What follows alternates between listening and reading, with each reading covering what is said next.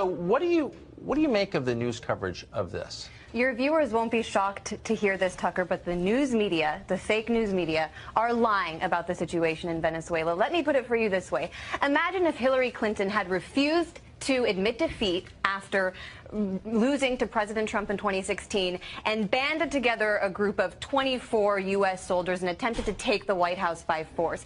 I don't think she'd be walking freely on the streets the way Juan Guaido is walking right now in Caracas, and I certainly think the news media would be calling it rightfully a coup.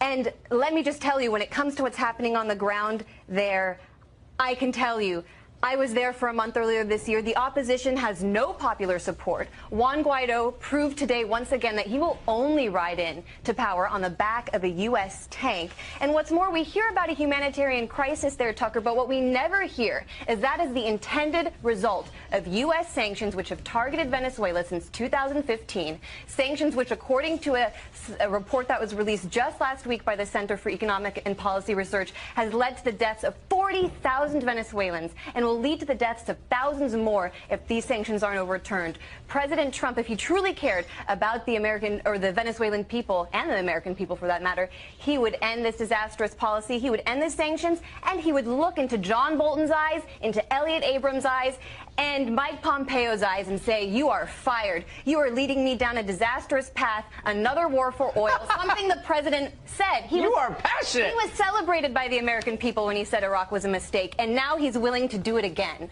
But it is a bipartisan thing. I mean, Biden came out today and said he had raised... Absolutely, it is a bipartisan issue. So, it's interesting. It would be interesting to know why that is. I believe in an open debate.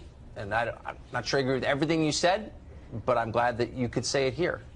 And you were just there, and I don't think you'd be allowed at any other show to say that. No, I certainly don't. You would never out of time. So I really appreciate you giving me the opportunity, because President Trump promised to drain the swamp, and he flooded his national security team with that exact swamp. Well, I agree with that, actually. Anya, thank you very much you, Tucker. for your perspective. Good to see you.